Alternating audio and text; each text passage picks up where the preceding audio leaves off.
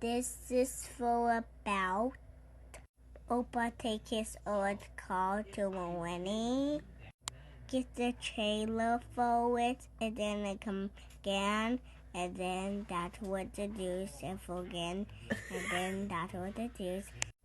Load it up, take the white, gloom for the white. Coming in the home for a dog. Talk fire, can't fire. That's all I could do. Hey, welcome back. It's good to see you all again. Well, what do we have going on today? Today, it's amor, it's love, it's the sweet smell of two lives coming together. Marriage. Or to quote my favorite movie, Princess Bride, marriage.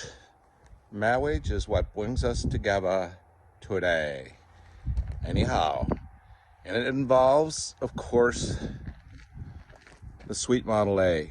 These are the things that happen when you have a vintage car. And I just want to say,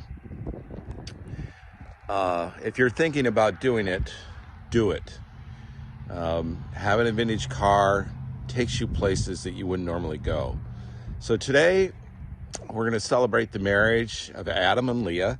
I've known Adam since he was a little kid, a very little kid. And now he's a great, fine young man. And he and Leah are getting married today. And they want the Model A in their marriage. I couldn't say no. So it's a bit of a drive. So we're going to use the trailer behind us. And we're going to get ready for a wedding. And I want to take you guys with us. Thanks. Well, first, I got to do the walk around and do all the points checks on the Model A before we even load it on the trailer.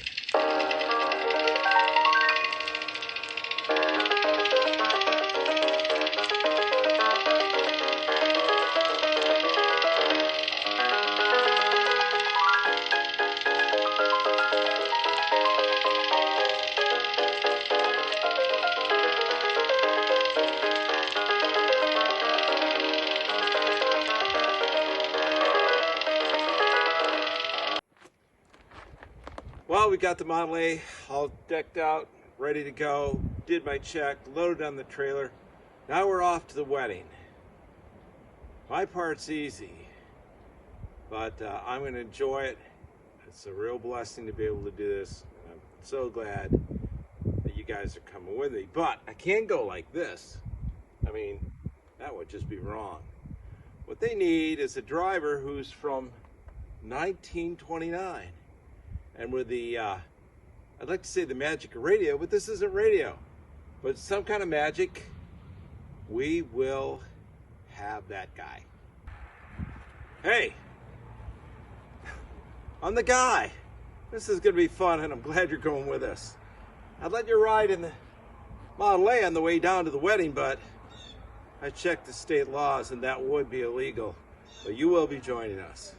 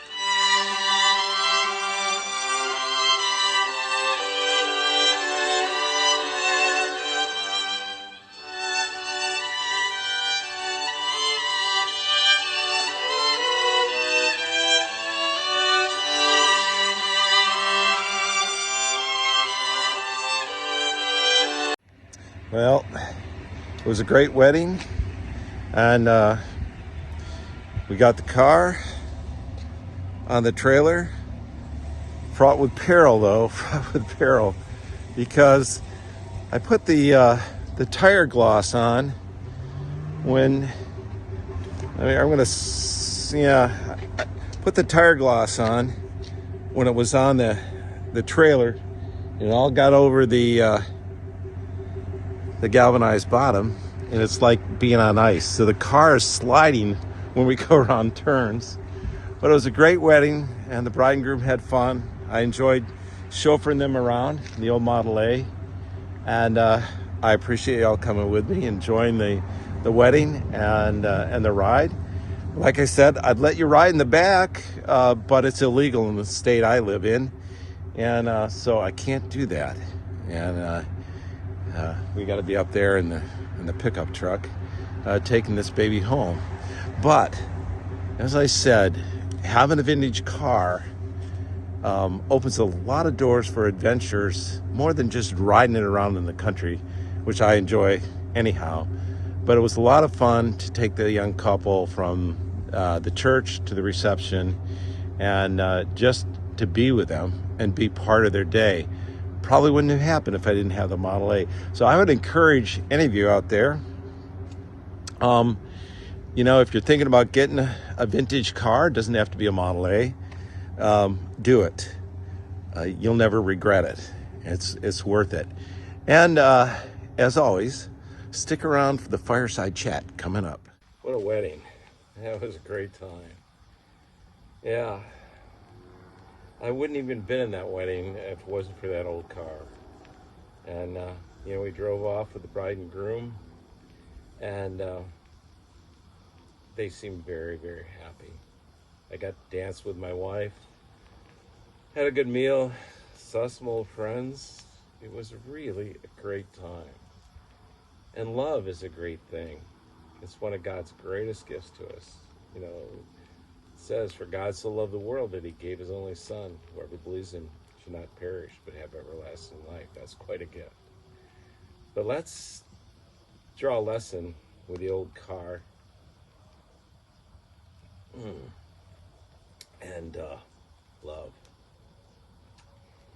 I'll share something with you because I'm old and I don't care what people think. It's a great gift. My grandfather told me, he says, "Son," he always called me son, I don't know why, "Son, when you get older, decisions in life are a whole lot easier." And he was right. When you have fewer sands in your hourglass, it clarifies your vision and what really counts in life. And it is a great gift if you embrace it. I don't always embrace it, but every day I try to embrace it a little bit more. And what I've learned in marriage is one simple thing. Just like the Spanish, when they came and conquered the Aztecs, they burnt their ships in the harbor. There was no going back. And I think the same aspect applies in marriage. That's why I'm having this little fireside talk. Because we just took the car and had a wedding, and I was the chauffeur, and it was a lot of fun. But what really made a difference for me is somewhere into my marriage,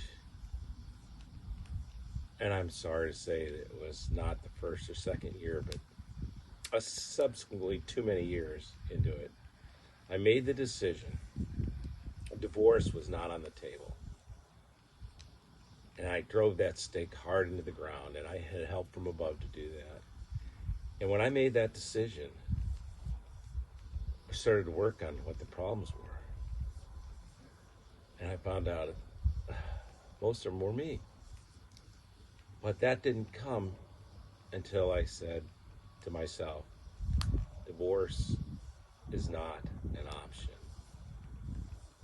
That helped me realize what the problems were, and I could look at myself more objectively instead of trying to blame all the little things that come up in marriage over the years to take the shine off of it.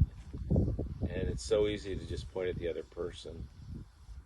So I would encourage you, men out there who might be letting the luster go off your marriage, drive that stake hard into the ground. No divorce, and you will start working on the solutions. And as always, the one who invented marriage is always there willing to help us, and that's a great gift. And I couldn't do it without Christ in my life, plain and simple. And do I have the greatest marriage in the world? No, but it's a lot better. And it's going to continue to get better. Because now I can really deal with who the culprit is. Me. So I'm sharing that with you. Take it or leave it. I hope you take it. Think about it. Mull on it. And if you get your spouse to come on board with the same stake in the ground that divorce isn't the answer, make sure that the alternative is off the table as well. I heard someone say one time that, they were asked if they ever considered divorce in their many years of marriage, and she said, divorce never. Now, murder, that's another possibility. Make sure they're both off the table, and you'll both go a lot farther. Thanks for coming along on the ride. Thanks for going to the wedding with me, and we'll see you in the next adventure.